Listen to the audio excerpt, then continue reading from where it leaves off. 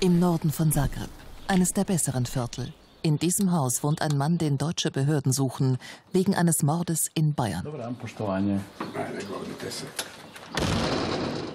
Schert euch zum Teufel, sagt er. Wir fahren an den Stadtrand von Zagreb, etwas außerhalb. Auch ein Bewohner dieses Hauses soll zu den Drahtziehern des Mordes in Bayern gehören.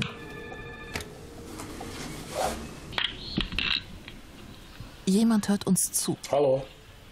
Wir werden beobachtet. Aber niemand öffnet. Auf Josip Perković hat die deutsche Bundesanwaltschaft 12.000 € Belohnung ausgesetzt. Er und sein mutmaßlicher Komplize Zdravko Mustač leben in Kroatien unbehelligt von den dortigen Behörden, trotz internationaler Haftbefehle wegen eines Mordes in Wolfratshausen.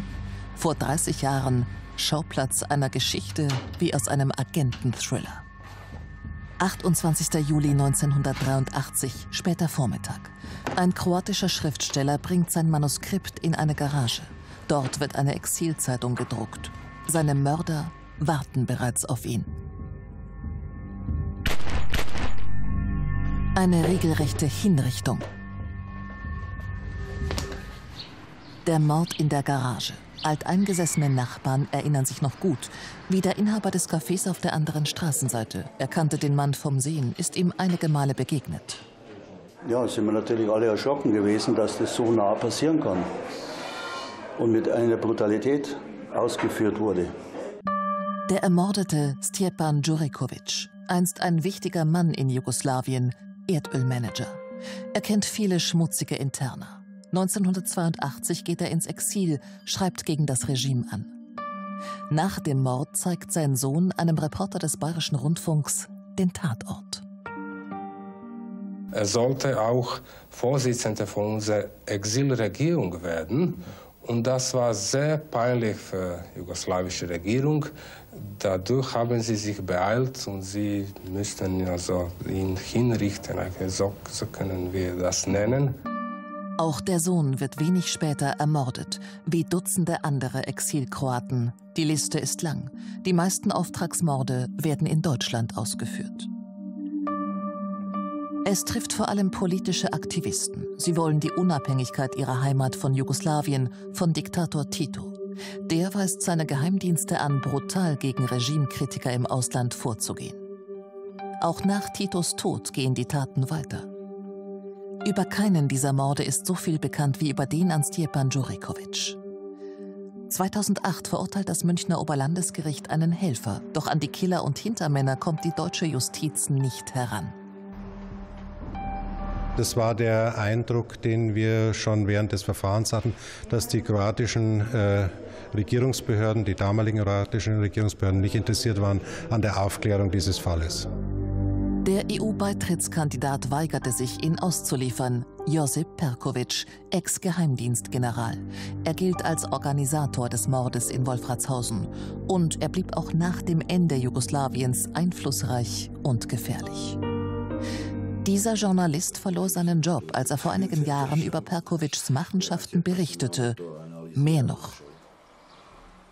Perković drohte mir, als ich 1998 über ihn und seine Rolle schrieb. 3-mal. Er zeigte mir seine Pistole und fragte, wer denn nun für meinen Tod verantwortlich sein würde. Eigentlich sollten Perković und seine Komplizen jetzt endlich in Deutschland zur Rechenschaft gezogen werden. Denn als EU-Partner müsste Kroatien die Gesuchten ausliefern. Doch offenbar werden sie durch ein exzellentes Netzwerk geschützt. Perkovićs Sohn Sascha zum Beispiel ist ein wichtiger Berater des Präsidenten. Und der Premierminister gibt den guten Europäer. Doch er will noch vor dem EU-Beitritt ein neues Gesetz. Das Ziel? Kroaten dürfen nur für Taten nach 2002 an andere EU-Staaten ausgeliefert werden. Ein Gesetz maßgeschneidert für Josip Perković. Man würde nur sagen, eine Auslieferung käme nicht in Frage, weil die Tat 83 passierte und im Gesetz steht, dass man erst die Taten ab 2002 rechnet. Mit dem Gesetz wollte man die Diskussion darüber verhindern.